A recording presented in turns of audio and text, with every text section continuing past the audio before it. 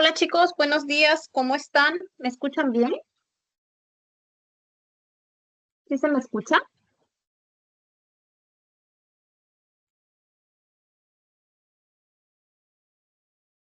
¿Me confirman, por favor, chicos? Hola, ¿cómo estás, Luisito? Sí Bien, se escucha a mí. entonces, muchas gracias, corazón, gracias por responder.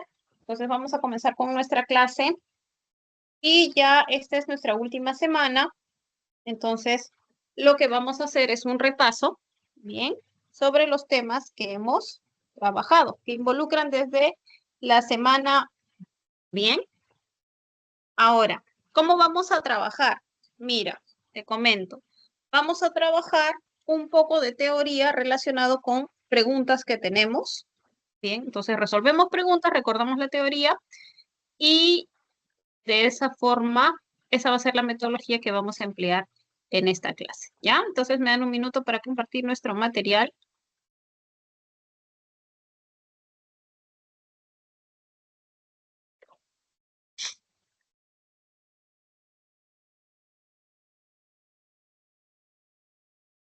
Ya está.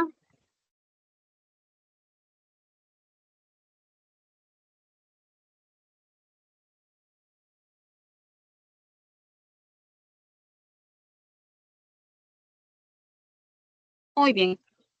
¿Se está observando, chicos? Sí se observa, ¿no? Sí, profesora.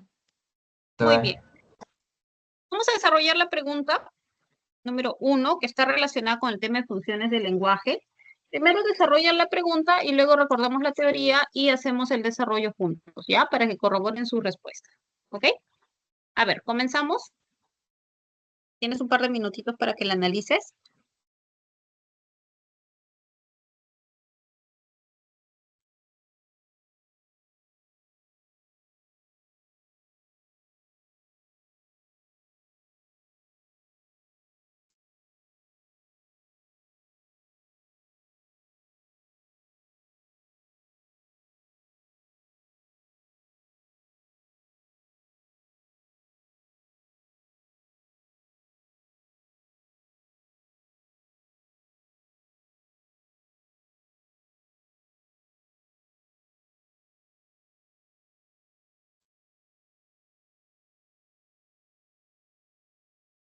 ¿Sí bien? Ok, ya tenemos respuesta. Entonces recordamos un poco la teoría, ¿bien? Cuando hablamos de funciones del lenguaje, hablábamos de 6 funciones, ¿cierto? Hablábamos de la función referencial, la función expresiva, la función apelativa, la estética, la fática y la metalingüística. Debes recordar que la función referencial se presentaba cuando se transmitía un mensaje de manera objetiva, bien, de manera objetiva. Se informaba sobre algo.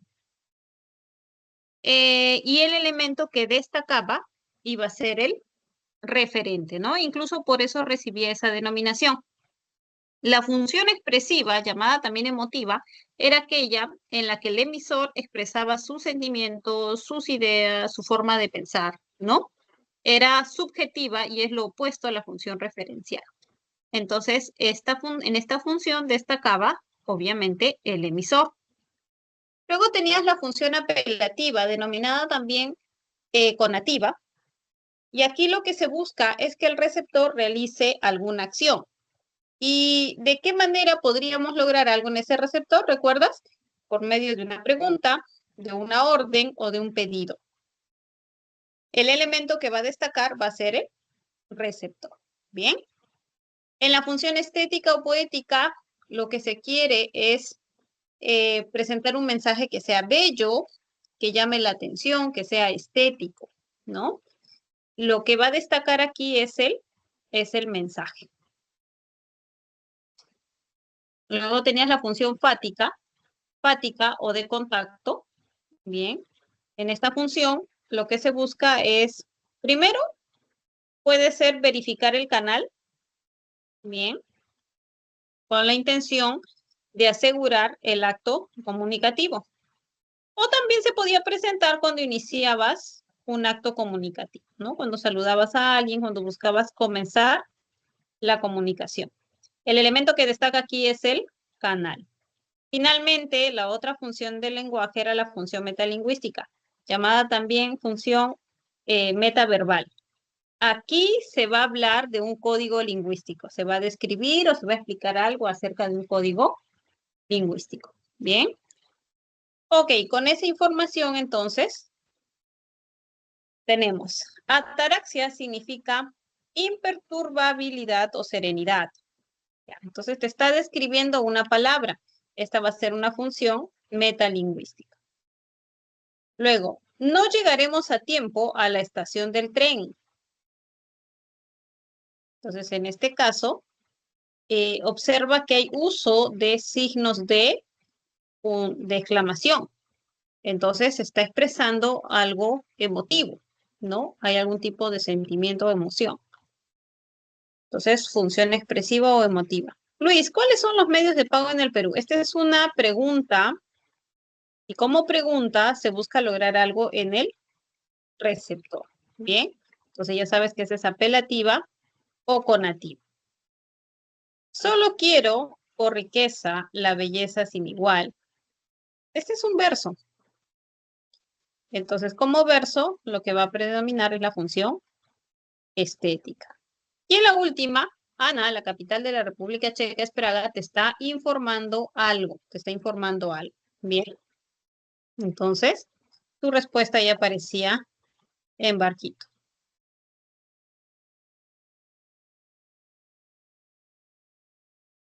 Bien. ¿Dudas, preguntas? ¿Algo que no esté muy claro sobre esta función, chicos?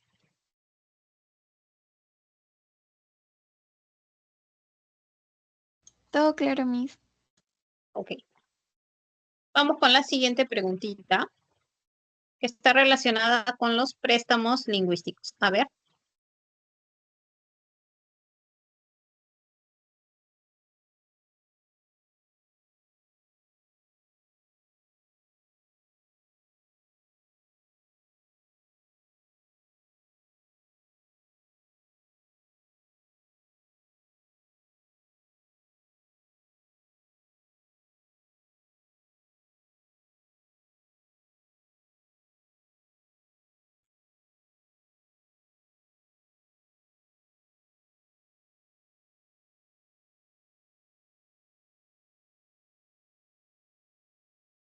Muy bien. Recuerda que en el léxico del español vamos a encontrar palabras que tienen diversos orígenes, ¿no? Entonces, vas a encontrar, por ejemplo, términos que pertenecen o que tienen origen latino, bien, como también vas a encontrar palabras que vienen del alemán antiguo, bien, o palabras que vienen del árabe o de lenguas amerindias, bien. Así vas a encontrar los latinismos, los germanismos, los arabismos y los americanismos, bien. Entonces acá tienes una relación de palabras que son latinismos. Tienes un par de minutitos para que leas estas relaciones, ¿bien?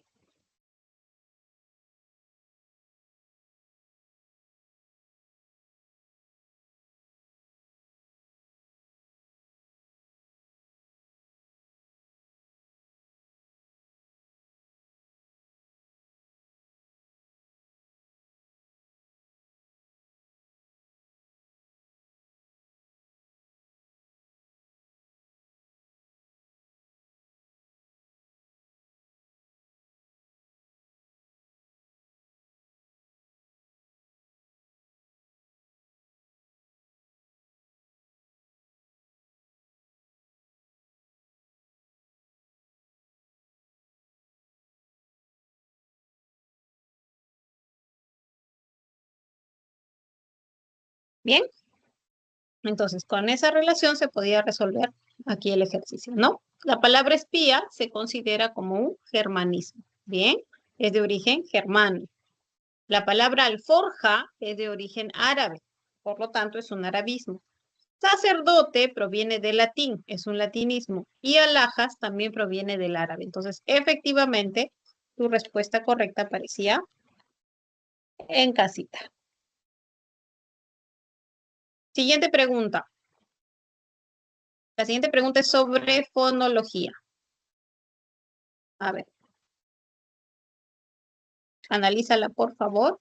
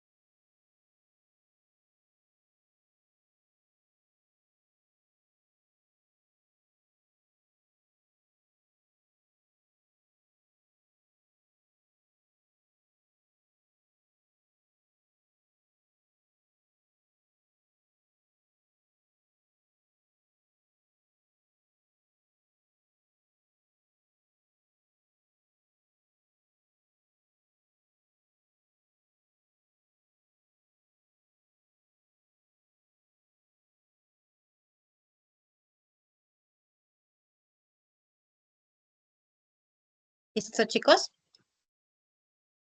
A ver, para resolver esto tenemos que recordar un poco de la teoría de fonología, ¿no? En particular sobre los fonemas oclusivos. El modo oclusivo se presenta, debes recordar, cuando al momento de expulsar el aire por la cavidad bucal se encuentra una obstrucción total, ¿bien? De tal manera que durante esa explosión lo que se percibe, o mejor dicho, durante la salida del aire lo que se va a percibir es justamente una explosión. Por eso es que estos sonidos oclusivos también son llamados sonidos explosivos. Bien, a ver, son 6 sonidos oclusivos los que encuentras en el español. Tienes 3 sordos y 3 sonoros. Tienes, por ejemplo, la oclusiva bilabial sorda, que es el sonido de P, la oclusiva dental sorda, que es el sonido de T, y la oclusiva velar sorda, que es el sonido de K. Sus contrapartes sonoras son B, que es oclusiva bilabial sonora, la D es oclusiva dental sonora, y el sonido de G, cuando dices G, es el sonido de la oclusiva velar sonora. Bien, entonces son 6 sonidos que se producen con el cierre de alguna parte de la cavidad bucal. Ok, entonces aquí en la preguntita nos decía, tomando en cuenta esta aseveración, marque la opción donde aparecen representados más fonemas oclusivos. Para resolver este ejercicio, necesariamente tú necesitabas hacer tu transcripción fonológica. porque si no, no lo ibas a poder identificar fácilmente, ¿no? Veamos. En el caso de A, tenías P, tenías T,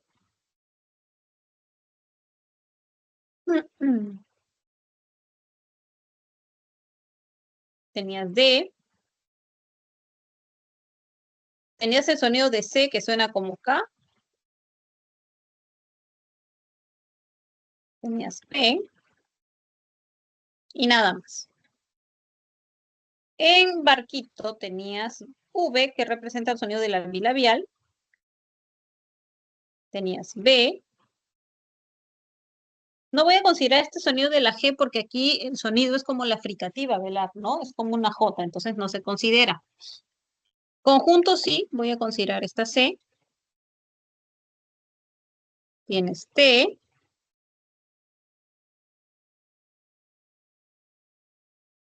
C, B. En caracteres tenías más, ¿no?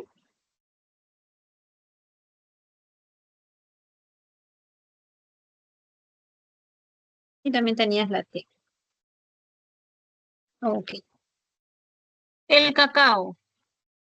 Uno. Profesora, disculpe, en la sede biológica no se considera. Ah, sí, ¿ves? Ahí se estaba pasando bien. Muy bien. El sonido, ¿no? Excelente. Muy bien, muy bien. Ya está. Tienes en posee.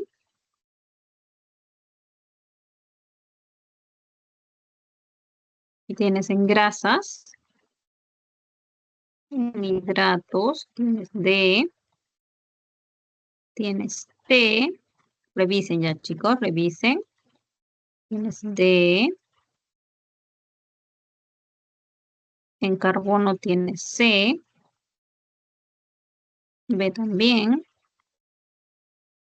En proteínas tienes P y tienes T. Ya está. Una neurona es una célula muy importante. Aquí tienes P, T dos veces.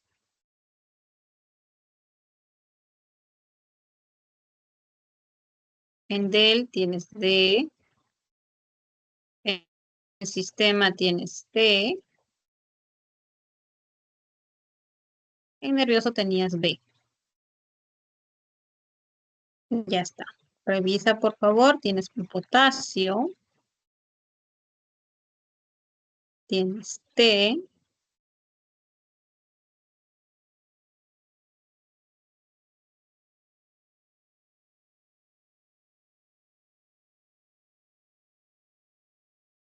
C. Acá vas a considerar QU por el sonido de que. En la bunda tienes B. Tienes D.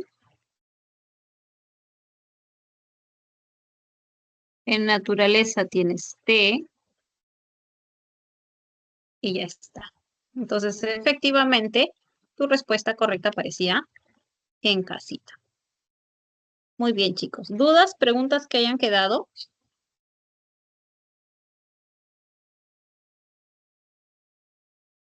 Ya. Entonces, seguimos con nuestra siguiente preguntita. La siguiente pregunta, mira aquí, vamos a ver, está muy pequeñita. Está relacionada con, ahora sí, hiato simple.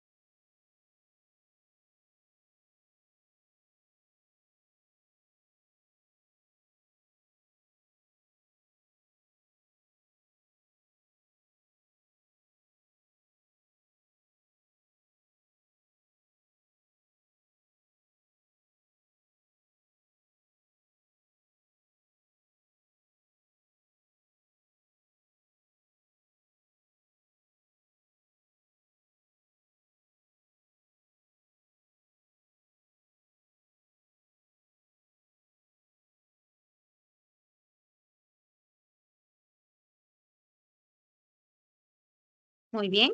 Entonces recordamos un poquito la teoría del hiato. El hiato está dentro de lo que son los grupos vocálicos, ¿no? En el español nosotros encontramos palabras en las que aparecen dos o más vocales juntas a nivel de palabra. Y según la clasificación de las vocales, vamos a ver que algunas se van a separar y otras van a permanecer juntas. Eso está relacionado con los grupos. Así vas a encontrar dos grupos, el grupo homosilábico y el grupo heterosilábico. El hiato forma parte del grupo heterosilábico, ¿no? Y hay dos tipos de hiato en el español. Tienes el hiato simple y el hiato acentual. ¿Cuándo estamos frente a un hiato simple? Bueno, tienes dos casos. Que se presenten vocales abiertas, bien, que se presenten vocales abiertas, sean idénticas o no, bien.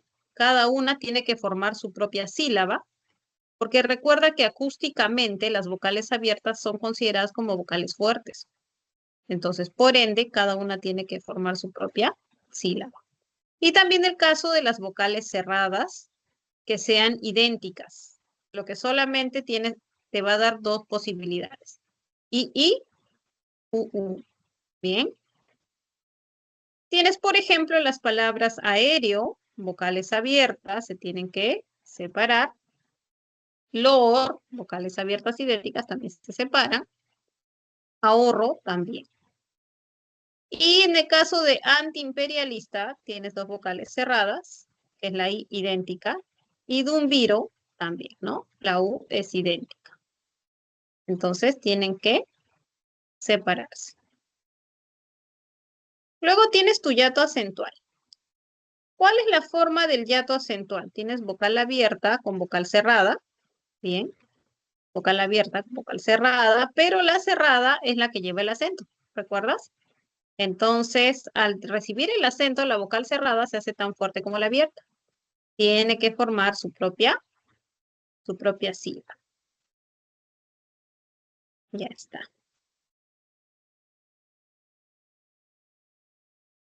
Muy bien. Entonces, con esa información, ya podemos resolver esta preguntita. Enhorabuena, enhorabuena. H lo que está formando es sílaba entre consonante y vocal. Bien. En exhibición lo mismo, tienes consonante vocal. En saumerio lo que se presenta es un diptongo. Entonces no hay hiato. En cambio en albahaca sí, ¿no? En albahaca sí vas a encontrar tu hiato simple. ¿Por qué? Porque son dos vocales. Son dos vocales abiertas. Ahora, ¿qué dice la norma cuando haces tu separación, tu silabeo ortográfico, ¿no? ¿Qué dice la norma sobre la presencia de H en hiato? Pues que lo mandes con la segunda vocal, ¿ya? Solo para que recuerdes ello. Entonces, en ese caso, mandas a H con la segunda vocal. Ya está. ¿Dudas, preguntas sobre esta secuencia vocálica, chicos?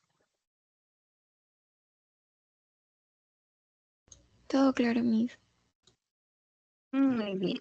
Muy bien, seguimos. La siguiente preguntita está relacionada con uso de letras mayúsculas. A ver, tienes algunos minutos para que la analices.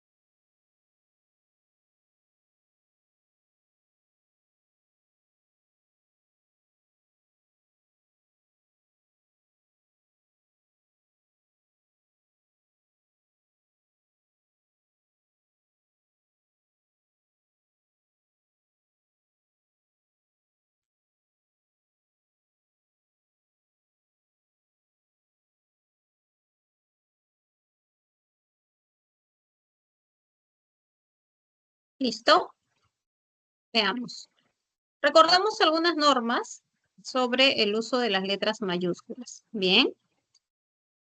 Recuerda que las mayúsculas después de signos de interrogación, de exclamación, siempre y cuando no aparezca otro signo, es necesaria, ¿no? Por ejemplo, mira, alumnos, adiós rogando y, bueno, acá tienes puntos suspensivos, ¿no? Como se cambia de tema, tienes que usar mayúscula. Bien. Si no se cambia el tema, si se mantiene la misma idea, entonces tienes que usar minúscula. Como en, por ejemplo, la secretaria del decano es la señora Carla, si mal no recuerdo. Ahora, lo que te decía en los signos de interrogación y exclamación, ¿no? Cuando no hay un signo entre el cierre y la abertura de otro signo, sea interrogación o exclamación, tienes que usar mayúsculas. Pero si hubiese algún signo entre ellos, ya usas minúscula, porque estaría como parte de un mismo enunciado. Bien. Por ejemplo, Rosa, ¿ya diste el examen? Mira que en el cierre de interrogación no hay una coma, no hay otro signo con la apertura de la pregunta. Bien. A diferencia de del segundo ejemplo que dice, qué lindo gatito, ¿cómo se llama? ¿Cuántos años tiene, no? Y ahí aparece una comita. Por eso el cuántos va con minúscula. También vamos a usar los signos, o mejor dicho, la letra mayúscula cuando hablamos de los signos del zodiaco.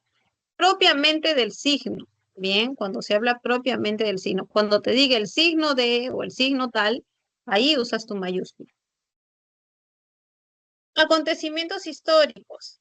Por ejemplo, la revolución industrial, ¿no? La revolución cultural china, el descubrimiento de América, la toma de la Bastilla, la Segunda Guerra Mundial, desde el término segunda, Imperio Español, Revolución Cubana, la norma de imperio y revolución, ¿no? Siempre van con minúscula, perdón, van con mayúscula y el adjetivo especificador es el que va con minúscula. Publicaciones periódicas. Los nombres de periódicos y revistas, cada elemento de la denominación tiene que ir con mayúscula inicial. Bien, cada elemento de la denominación. Luego tienes marcas comerciales, porque son nombres propios. Bien, son nombres propios. Obras de creación, obras literarias, nombres de programas de televisión, por ejemplo, nombres de canciones. Bien, el primer elemento. Nombres de lugares. Los topónimos, chicos, siempre van con mayúscula inicial. Ahora, hay que tener cuidado porque algunos topónimos tienen un sustantivo común que es parte del nombre. Ahí hay que tener cuidado, ¿ya? Por ejemplo, en el Mar del Plata, ¿no? Mar es un sustantivo común, pero ahí está como parte del nombre.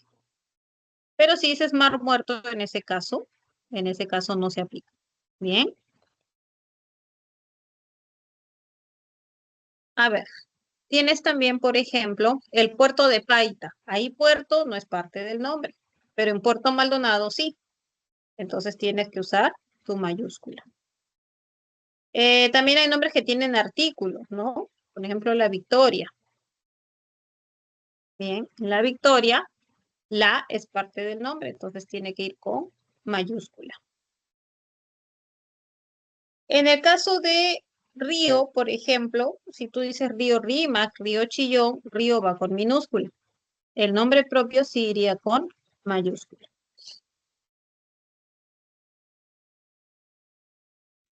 Pero si dices, por ejemplo, Río de Janeiro, ese es el nombre de la ciudad, entonces tiene que ir con mayúscula. Muy bien. Eras y épocas, eso también es importante que recuerdes, ¿no? Cuando aparece el sustantivo era o periodo, ya tiene que ir con minúscula. Bien, va con minúscula. Si no, no es necesario. Si no, tienes que usar tu letra mayúscula. Por ejemplo, mira, el arcaico usas mayúscula, pero cuando ya dices la era arcaica, Ya no es necesaria esa mayúscula. ¿Por qué? Porque aparece el sustantivo era. Entonces ahí hay que tener cuidado. Bueno, con esa información entonces, tu respuesta correcta aparecía en dadito, ¿no? ¿Por qué no la letra A? ¿Por qué descartamos avioncito? Descartabas por politóloga y por república, ¿no? República tenía que estar con mayúscula, politóloga con minúscula. El Imperio Azteca, México y gran parte de América Central. El error estaba en Azteca, ¿no? Porque ahí está como adjetivo especificador. Solo imperio tenía que estar con mayúscula. La cordillera de los Andes. En el caso de la cordillera de los Andes, solamente Andes. Ese estaba bien. El problema estaba en la era mesozoica. Como aparece el sustantivo era, mesozoica tenía que estar en minúscula. Dado estaba bien. Y en el caso de atención cinéfilos, esa en tenía que estar con mayúscula, ¿no? Porque se estaba cambiando de, o mejor dicho, porque tenías un cierre de exclamación. Muy bien, chicos. Trabajamos nuestra siguiente preguntita. Relacionado a lo que es tildación.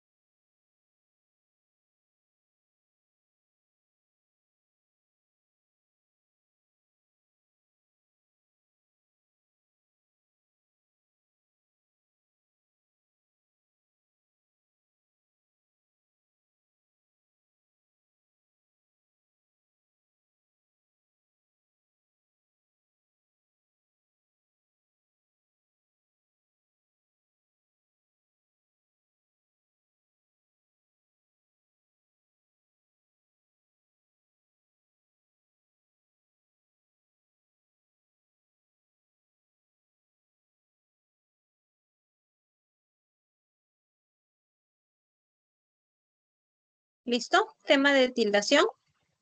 A ver, recordamos un poco esta teoría. Tildación en interrogativos y exclamativos. ¿Cuándo tildabas las palabras como qué, quién, cómo, cuándo, dónde? Cuando planteaban una pregunta, cuando exclamaban algún tipo de sentimiento o emoción. Por ejemplo, ¿quién asistió al simposio? Pregunta directa.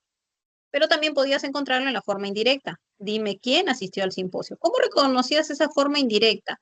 Porque normalmente se iban a presentar estos pronombres con verbos que buscan información. A eso se les conoce como verbos indagativos, ¿ya? Verbos como decir, preguntar, explicar, indagar, saber, se consideran verbos que buscan información. Y en el caso de los exclamativos, cuando expresan algún tipo de emotividad, ¿no? Mira, qué hermoso es el lugar. Esa es una exclamación indirecta. Pero también lo podías encontrar en su forma directa, ¿no? Qué hermoso lugar. Bien. Ahora, cuando eran relativos y conjunciones, ahí no los tildabas, ¿no? Por ejemplo, vendieron los cuadros que estaban en subasta, ahí está como un relativo. Bien, ahí está como un relativo. Cuando regresen de paseo, iré a la biblioteca. Ahí estaba como una conjunción. Muy bien, con esa información, entonces, trabajamos esta preguntita. ¿Dónde la palabra resaltada tenía que tildarse? Efectivamente, ¿no? En la última, Fernando mencionó quiénes ya habían terminado la tarea. Ese quiénes estaba como un pronombre interrogativo. Bien, interrogativo. En los demás aparecía como conjunción, como el caso de avión, o como relativo en el caso de barquito y de dato. ¿Bien? Muy bien. Entonces tu clave aparecía en enanito. Siguiente. Tema de morfología, procesos de formación de palabra.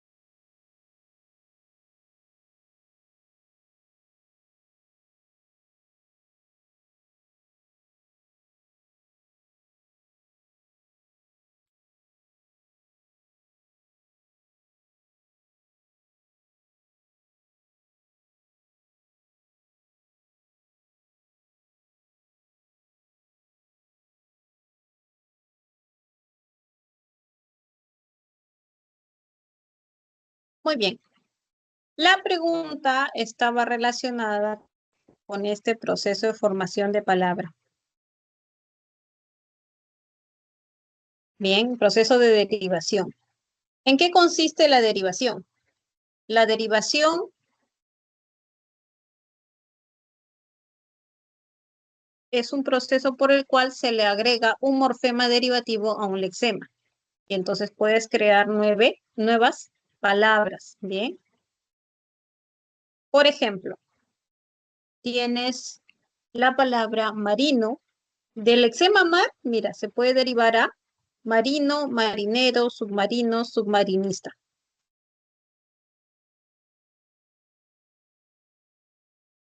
¿Qué has hecho? Al lexema le has agregado morfemas derivativos.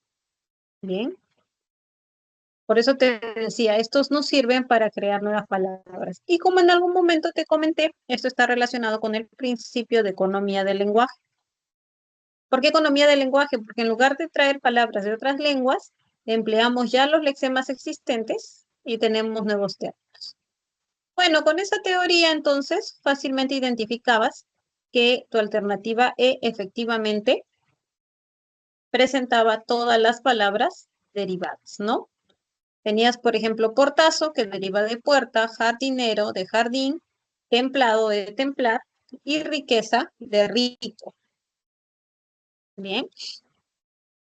Ok, perfecto. Vamos con la siguiente Profesora, preguntita. disculpe, ¿puede revisar la Sí. alternativa B, por favor? Incoloro, reinventar, bicolores y paracaidista. Sí, Ya. ¿Con qué término tienes dudas? en paracaidista. Claro. Paracaidista lo que va a presentar es una parasíntesis. Bien. ¿Por qué tienes parasíntesis? Porque se han fusionado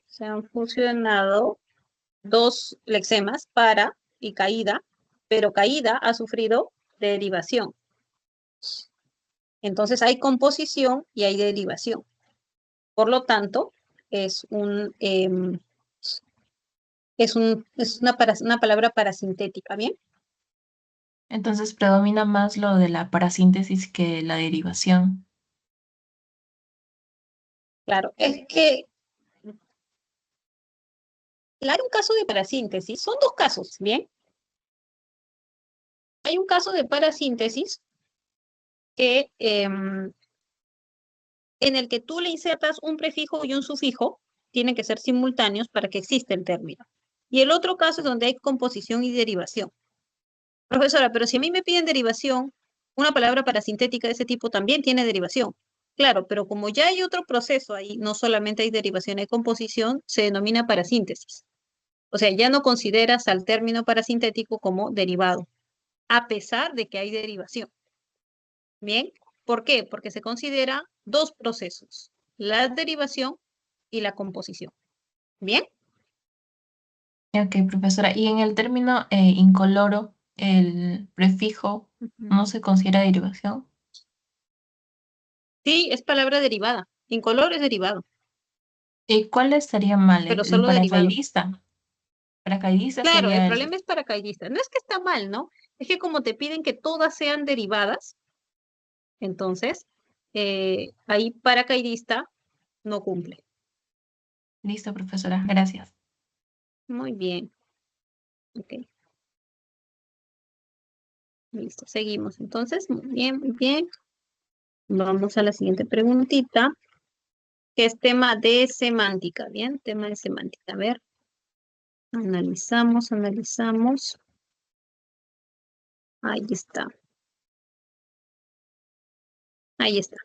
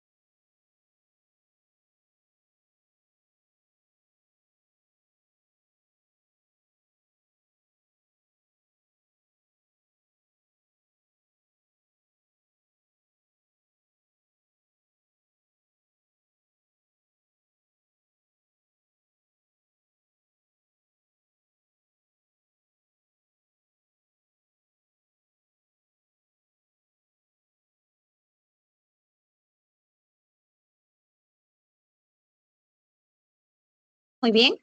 A ver, recordamos la teoría de la homonimia. La homonimia es la relación semántica en la cual em, va a haber coincidencia fonológica en dos o más términos. ¿Eso qué quiere decir? Que son homófonos, o sea, suenan igual. Pero eso solamente coincide o solamente se presenta esa coincidencia a nivel fonológico. ¿Bien? ¿Por qué? Porque en realidad se trata de palabras diferentes. ¿Eso qué quiere decir? Que sus significados no tienen ningún vínculo, ninguna relación, ningún rasgo parecido. Bien, eso significa. Em, Ahora, puedes encontrar casos de homografía, es decir, no solamente la coincidencia fonológica, sino que también pueden coincidir en el plano de la escritura, pero eso no es obligatorio, ¿ya? No es obligatorio. Recuerda que nuestro sistema escrito respecto al sistema fonológico va a presentar muchos casos de asimetría. Bien, hay tres tipos de homonimia en el español. Tienes la homonimia parcial, la homonimia absoluta y la paradigmática. Bien. La parcial es cuando se presentan palabras que se diferencian no solamente en su significado, sino también en su categoría lexical. O sea, puedes encontrar un sustantivo y un verbo, o un verbo con una preposición, y así, diferentes categorías. Ya la homonimia absoluta es donde hay coincidencia también en la categoría, o sea, son dos verbos o son dos sustantivos. Bien, ya se presenta esa coincidencia. Y la paradigmática es una homonimia que solo se presenta en verbos conjugados. Bien, se presenta en verbos conjugados. que se van a diferenciar por persona o por aspecto. ¿Ok? Por persona o por aspecto. Muy bien. Entonces ya con esa información, aquí vas a encontrar esa relación de homonimia parcial en este y este, ¿no? Este es el automóvil. Este está como pronombre. Y luego, al este de Lima, este está como sustantivo. Entonces tenías diferentes categorías lexicales. ¿Hubo duda o dificultad con alguna de estas alternativas, chicos?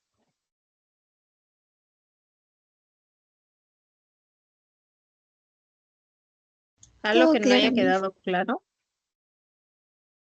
Ok, muy bien. Seguimos. Siguiente preguntita sobre frase nominal. Te piden frase nominal compleja.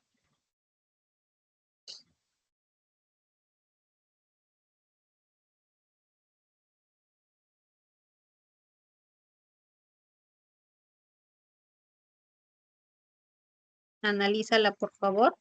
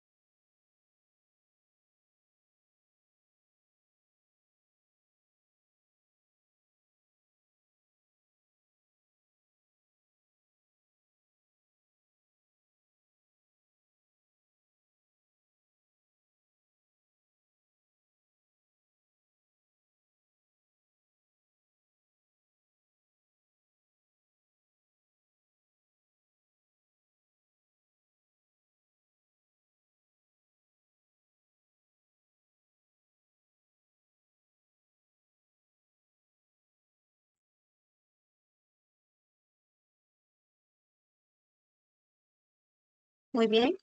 ¿Qué es lo que buscabas? ¿Qué es lo que buscabas en una frase nominal compleja? Pues lo que ibas a buscar era que tuviera modificador indirecto. Bien, que tuviera modificador indirecto. Vamos a recordar un poquito esa teoría. Y recordamos que la frase nominal se puede clasificar como simple o compuesta o como compleja o incompleja. Entonces, la frase nominal simple es aquella que eh, va a presentar un solo núcleo, con o sin modificadores. Bien, mientras que la compuesta coordinada va a presentar dos o más núcleos. Bien. Luego tienes, la frase nominal incompleja era la que carecía de MI. mientras que la compleja iba a presentar modificador indirecto. Y ahí tienes que recordar los tres tipos de modificador indirecto que hay en el español. ¿Cuáles eran, chicos?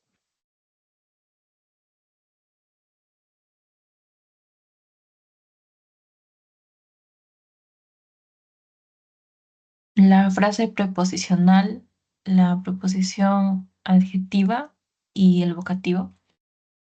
La posición. Muy bien, tenías la frase preposicional, una preposición subordinada y la frase apositiva. Excelente, muy bien.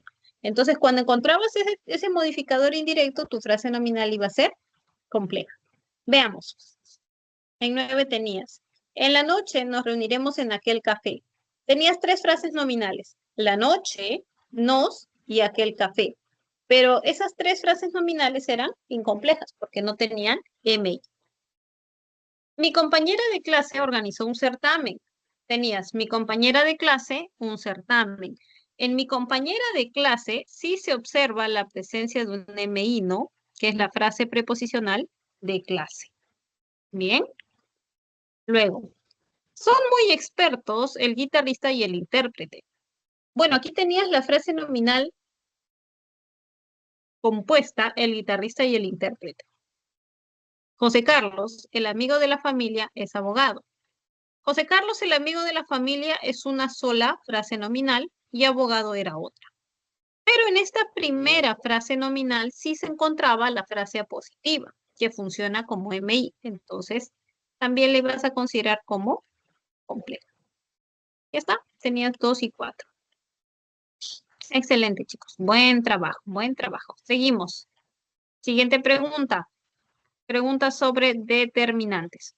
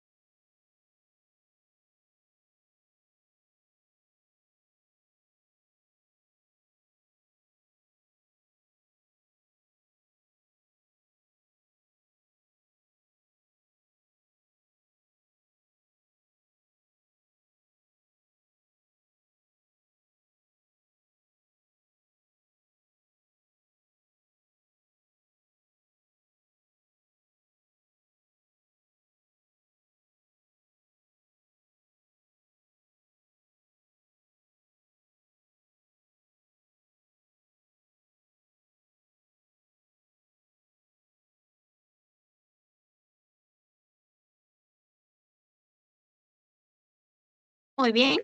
Vemos la teoría de los determinantes, ¿no? Aquí en lo que voy a hacer hincapié, chicos, solo por si acaso, No te vayas a olvidar que los determinantes involucran a los artículos, a los posesivos, a los demostrativos y a los cuantificadores, ¿ya? ¿Por qué te digo esto? Porque eh, no vayas a pensar que solamente son los artículos. Cuando te piden que cuentes determinantes, tienes que considerar a todos: artículos, posesivos, demostrativos, cuantificadores. Y recuerda que si se llaman determinantes, es porque estos van a determinar al sustantivo. ¿Cómo lo determinan? Pues presentándolo como conocido, como desconocido, o indicándote la cantidad. Bien, puede ser exacta, puede ser inexacta, o indicándote dónde se encuentran respecto al sustantivo, o a quién le pertenece el sustantivo. Bien, entonces es variada la información que ellos pueden presentarte. Por eso han sido agrupados en una sola categoría y se denominan determinantes, porque de una u otra manera van a determinar al nombre. Listo. Entonces aquí te pedían la opción donde aparecían más determinantes. Vamos a ver todos los determinantes de todas las claves. Anoche la trapecista, la A, dio un triple giro, un triple. Luego, tus vecinos emigraron a otro país, tienes tus, otro, ya está. Tengo muchas preocupaciones en este momento, muchas, este. Una amiga mía, una mía, mi, él. Entonces tienes cuatro. Y esa era tu clave, ¿no? Luego, dentro de 2 meses, dos, él.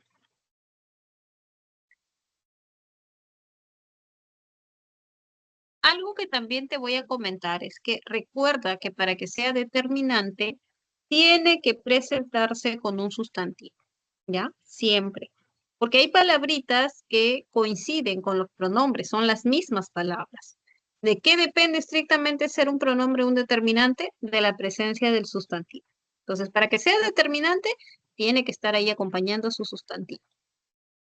¿Dudas, preguntas sobre este tema? Profesor, disculpe, ¿por qué otro Luisito, es determinante? ¿cómo?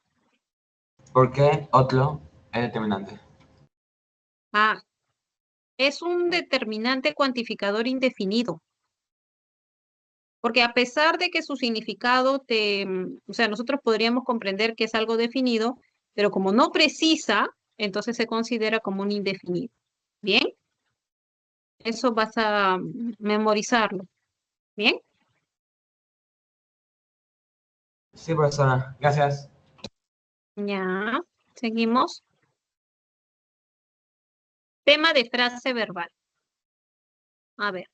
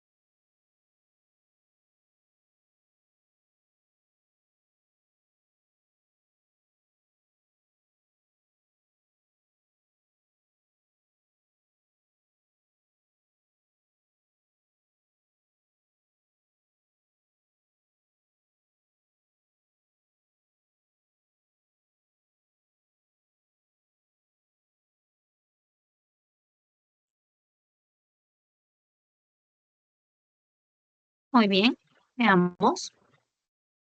Esto está relacionado con la clasificación de la frase verbal. Bien, en el español identificamos dos tipos de frases verbales, la frase verbal atributiva y la frase verbal predicativa. ¿En qué se diferencian estas frases verbales? En el tipo de núcleo que presenta. Si el núcleo es un verbo copulativo, entonces vas a formar una frase verbal atributiva. Pero si el núcleo es un verbo predicativo, entonces lo que se forma es una frase verbal predicativa. Bien, depende estrictamente del núcleo, del tipo de verbo que funciona como su núcleo. Bien, por ejemplo, dentro de la frase verbal atributiva puedes encontrar: Eduardo es ingeniero químico. Gabriela fue tesorera de este club. Luis ha sido alumno de este instituto. Todos tienen como núcleo el verbo copulativo. Y en Maribel redactó la solicitud o el mantel fue bordado por Lucía o Inés está preparando la ensalada, observa que los verbos principales son verbos predicativos. Bien, seguimos. Ahora sí, con esa información vamos a observar que tu frase verbal atributiva aparecía en dadito, ¿no? Saúl y Pedro fueron compañeros de aula. ¿Por qué? Porque fueron es el pasado del verbo ser. Todas las demás presentaban verbo predicativo. Ten cuidado, siempre hago la recomendación, ten cuidado con el pasado de ir, porque el pasado de ir y de ser son idénticos. Entonces hay que tener cuidado justamente porque eh, es el mismo. Tienes que determinar a qué verbo se refiere según el contexto en el que se presenta. ¿Ok? Muy bien. Preguntitas que hayan quedado, chicos. ¿Alguna duda sobre la frase verbal, la clasificación? Todo claro, Miss. Muy bien. Listo. Pregunta de clasificación de la conjunción.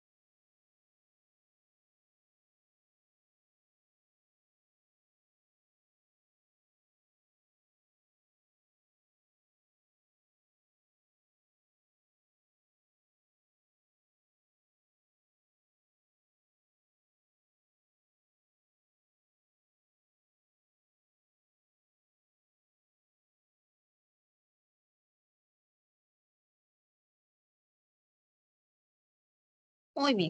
Para resolver esta preguntita es necesario recordar cómo es que se presenta la clasificación de la conjunción. Y esta clasificación es amplia, ¿no? Porque tú vas a encontrar conjunciones coordinantes y también vas a encontrar conjunciones subordinantes.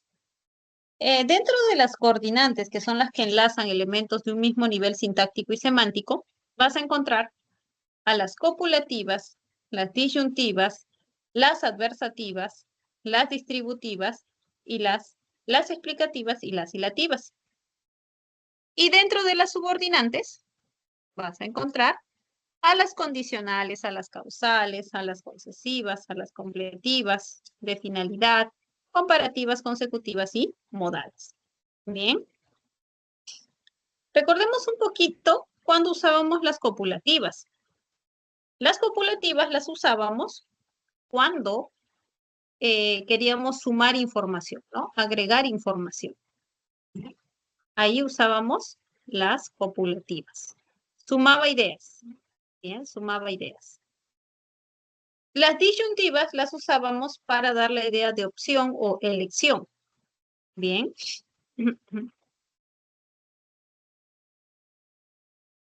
Las adversativas se empleaban cuando queríamos indicar que había una idea opuesta. Bien.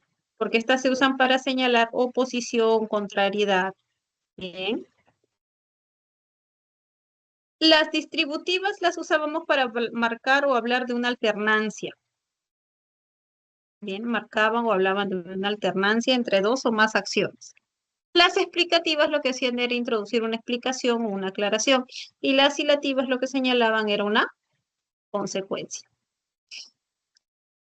Luego, las condicionales te establecían un requisito, una condición para que se realice alguna acción. Las causales introducían una razón, un porqué para que suceda alguna acción. Las concesivas presentaban alguna dificultad u obstáculo en la realización de la acción. Las de finalidad indicaban un objetivo. Bien. Las completivas lo que hacían era introducir información que completaba un verbo de una oración compuesta por subordinación, ¿no? Entonces completaban al verbo de la proposición principal en una oración compuesta subordinada. Las comparativas comparaban proposiciones.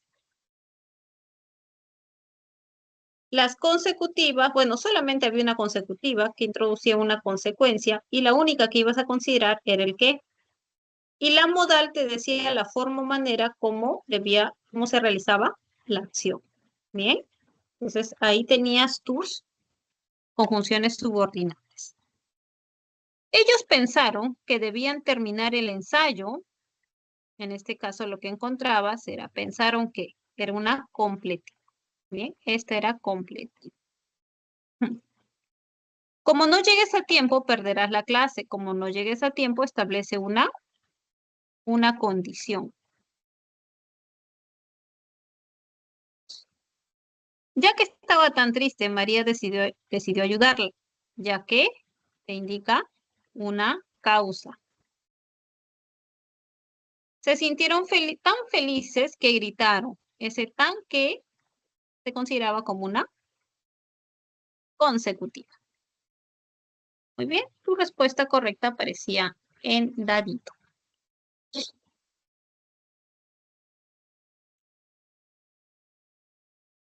Ya está. Siguiente preguntita sobre los complementos del predicado.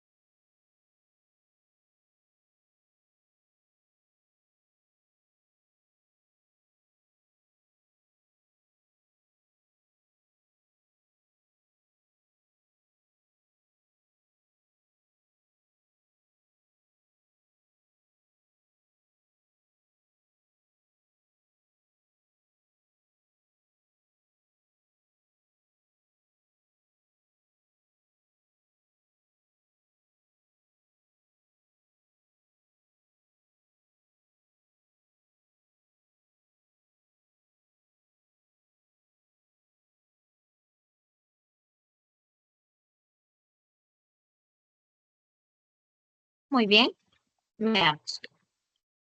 Cuando hablamos de los complementos del predicado, hablamos, por ejemplo, de lo que es objeto directo, complemento circunstancial, objeto indirecto, el complemento predicativo. También podemos hablar del atributo. Bien. Entonces, cada uno de estos complementos va a funcionar o va a aportar ideas diferentes.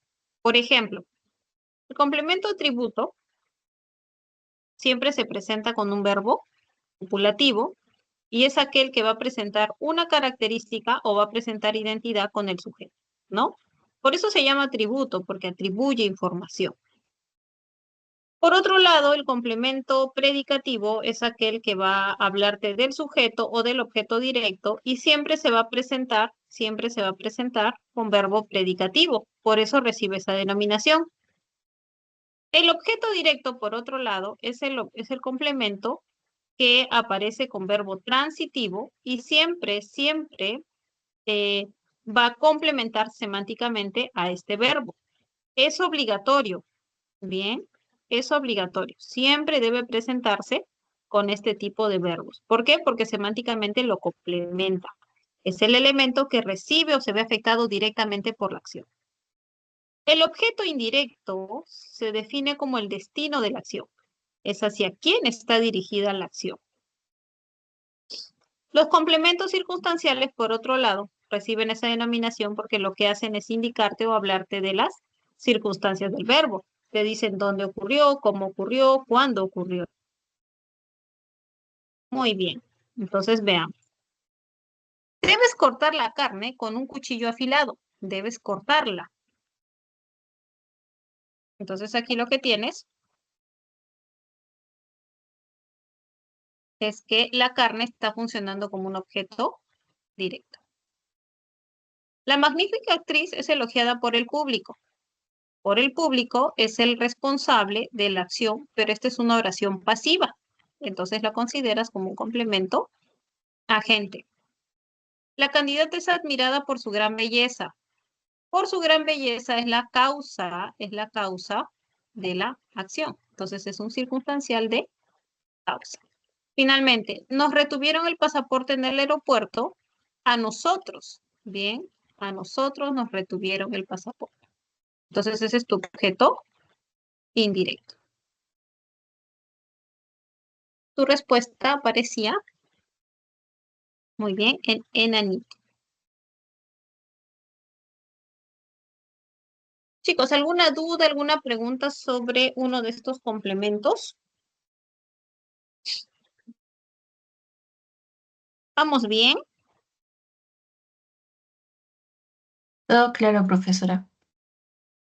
Muy bien. Seguimos. Vamos con la clasificación de la oración.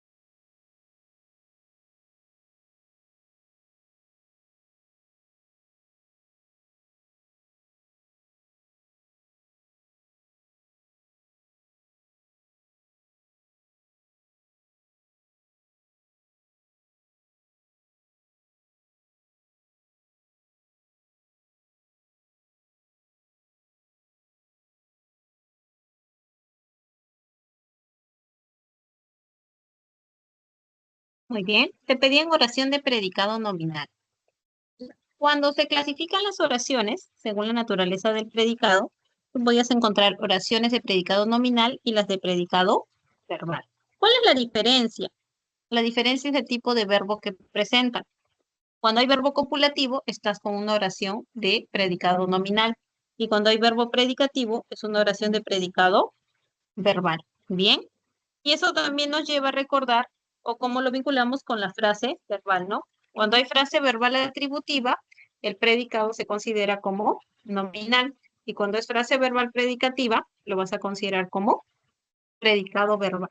Bien. Entonces aquí nos pedían predicado nominal. Yo buscaba un verbo copulativo seguido de su complemento atributo. Bien. Esto se presentaba en dadito, ¿no? Suelen ser muy tolerantes. ¿Dudas o dificultades con alguna otra de estas oraciones?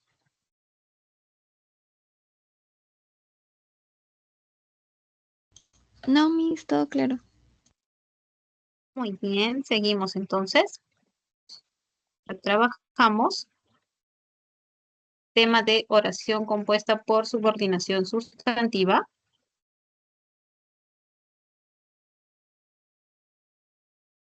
Muy bien. Te piden la función que desempeñan las preposiciones subordinadas sustantivas.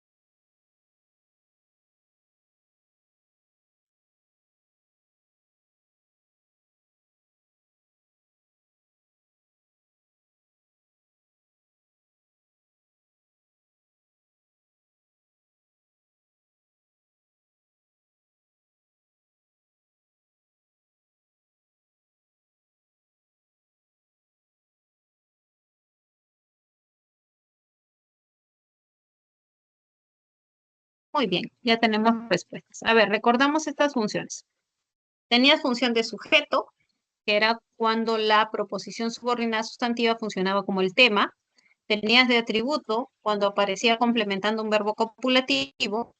Tenías como objeto directo, cuando aparecía complementando un verbo transitivo. Tenías como complemento de nombre de verbo de adjetivo, siempre y cuando esté encabezado por una preposición y complemente alguna de estas tres categorías. En el caso, nuestro mayor sueño era participar en el mundial, tenías muy bien la función de atributo, ¿no? Porque aparecía después de un verbo copulativo. Desde pequeña Sofía tenía deseos de ir a Japón. Este es un complemento de nombre, porque deseos es un nombre y aquí hay una preposición. Es importante visitar al dentista 2 veces al año. Este está en función de sujeto. Enrique se jactaba de haber estudiado ingeniería. Como tienes preposición, aquí va a funcionar como un complemento, pero va a ser un complemento de verbo. Bien, ya está. Pamela piensa que ese bus llega a la universidad. Piensa, lo piensa, ¿no? En este caso lo tenías en función de objeto directo. Complementaba el verbo transitivo pensar. Muy bien. Siguiente. Te piden subordinada, adjetiva, explicativa.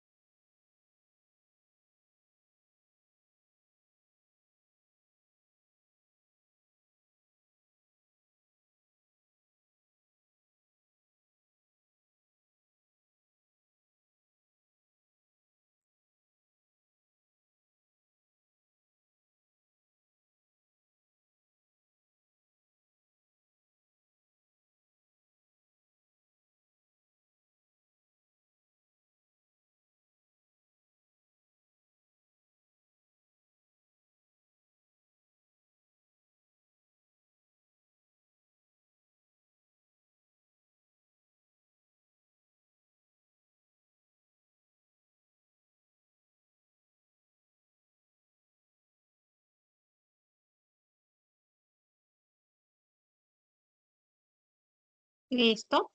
Bueno, hay dos tipos de proposiciones subordinadas, ¿no? Adjetivas, la especificativa y la explicativa.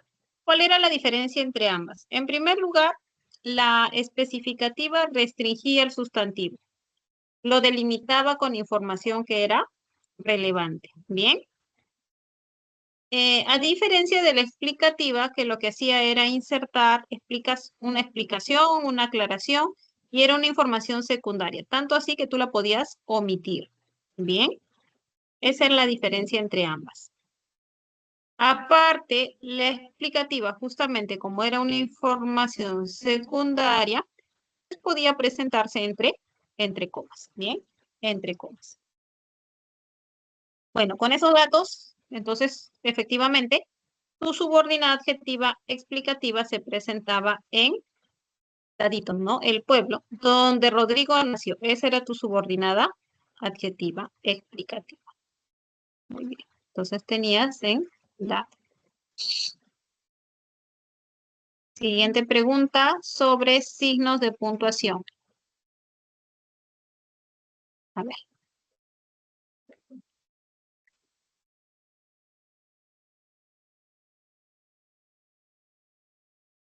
Te pedían uso adecuados de la coma.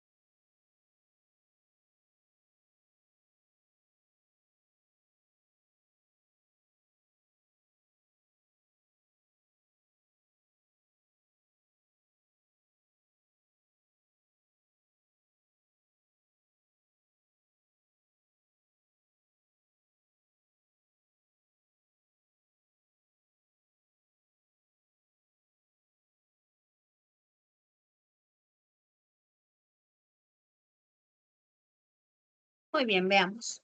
Hay que recordar algunos usos de la coma. Por ejemplo, la coma vocativa, ¿no? Que es la que separa al vocativo de una oración. Recuerda que el vocativo es tu interlocutor, ¿no? Es con quien tú estás hablando. O también la coma enumerativa, que es la que te separa elementos que son parte de una enumeración. La coma de inciso aclaratorio o de inciso explicativo, que es la que te separa elementos que se introducen con el objetivo de aclarar alguna idea. La coma hiperbática, que es la que te indica que se alteró el orden de los constituyentes. La coma elíptica, que es la que va a reemplazar a un elemento que se ha omitido para evitar repeticiones. La coma de adverbio oracional, que es la que separa el adverbio de la oración cuando antecede al verbo. Y también la coma conjuntiva, que antecede a conjunciones ilativas, adversativas, distributivas. Bien, entonces con esa información, nosotros, ¿por qué descartamos avión?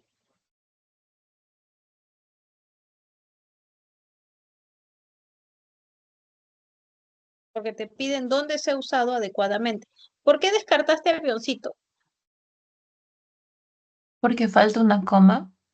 Muy bien. Porque estás hablando con huérfano pajarillo, es un vocativo, eso debía aparecer entre comitas. Muy bien. ¿Por qué no barco?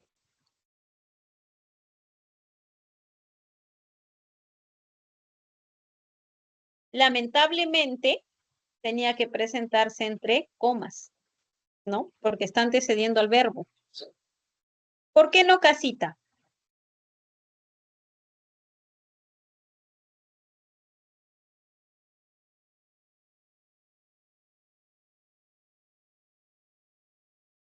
Rosa ¿El es tu vocativo? vocativo, ¿no? En rosa. Claro, tenía. Muy bien, tenía que estar rodeado de comitas. Efectivamente, dado era correcto porque tenías tu comita enumerativa. Tenías coma vocativa y numerativa. ¿Por qué no dado? No tiene que ir la coma ahí. Claro, antes del que no era necesaria esa comita. Muy bien, chicos. Última preguntita sobre marcadores del discurso. A ver, para clasificarlos.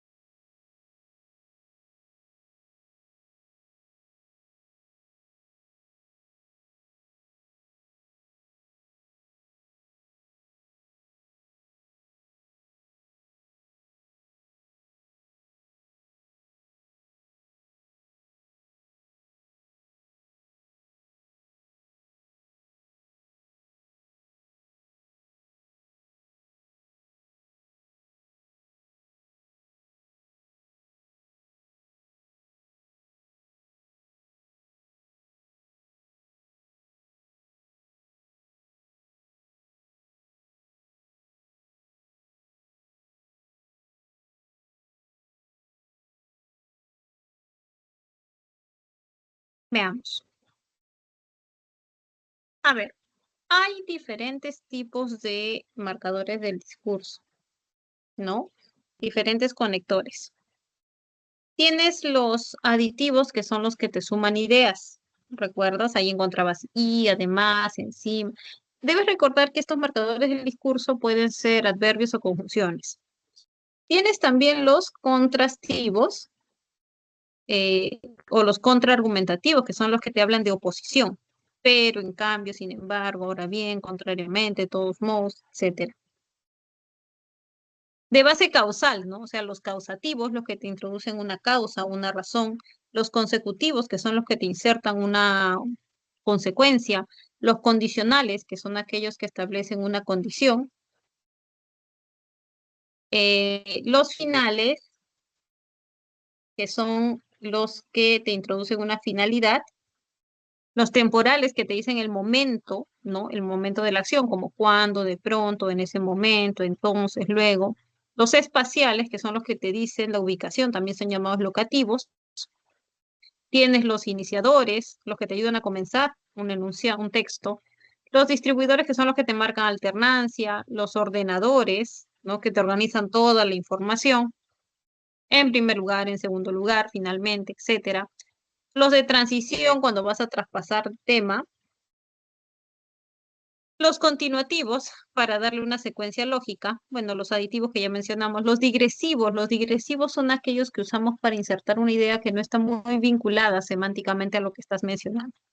Los espaciotemporales, ¿no? Como antes, hasta el momento, más arriba, ahora, al mismo tiempo, después, luego. Los conclusivos, que son para insertar conclusiones, los finalizadores para insertar ideas finales y los reformuladores, que son los que se usan para decir una idea pero con otros términos. Bien, con eso entonces clasificamos. Tenías, para empezar, lo vas a considerar como un ordenador, ¿no? Porque te está organizando la información. En otras palabras, vas a reformular una idea, ¿bien? Vas a reformular una idea, ya que es causal. Bien, ya que es causal. Ok, entonces tenías casi.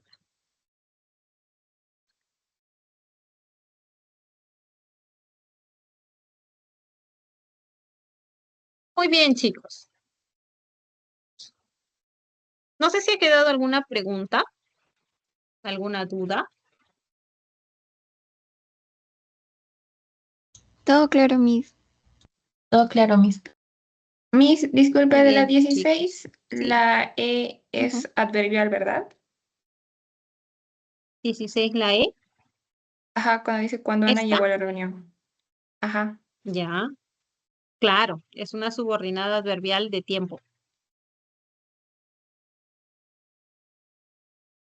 Y Miss Muy siempre bien. después del etcétera va con coma, ¿no? Si es que la oración continúa.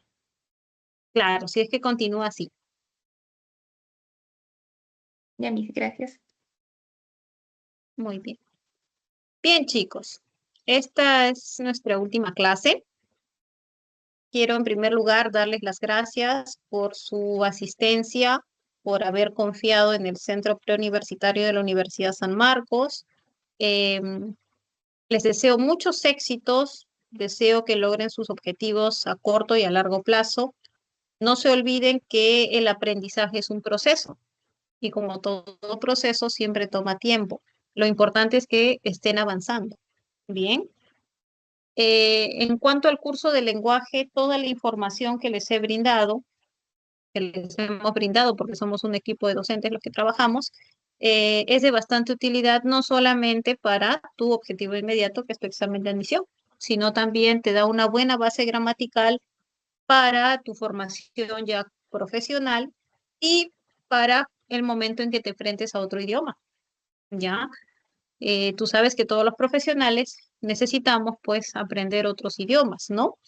Entonces, esta base gramatical que te hemos dado, que pertenece, claro, a la lengua española, sin embargo, hay conceptos teóricos que te van a servir, van a ser muy útiles para ti al momento en que te enfrentes a otro idioma. Entonces, conserva tus apuntes, todo este material, porque realmente va a ser útil.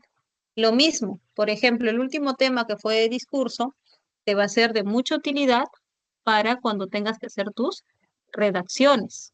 Bien, recuerda que todo profesional, sea de cualquier profesión, necesita saber redactar. Entonces, esto es una base para ti. Bien, yo les agradezco que ustedes hayan asistido, que hayan sido constantes.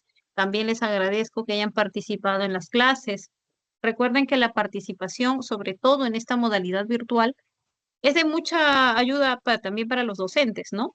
Porque nosotros sabemos, según las preguntas que ustedes nos plantean, dónde hay debilidades, dónde el tema ya está totalmente claro, ¿no? Entonces, esa participación es relevante. Bien, chicos, soy la profesora Raquel Vázquez. Hemos trabajado durante todo el ciclo. Conmigo será para una próxima oportunidad, ya sea en el mismo centro pre o en la universidad. Bien, cuídense muchísimo y como siempre les digo, que Dios los bendiga.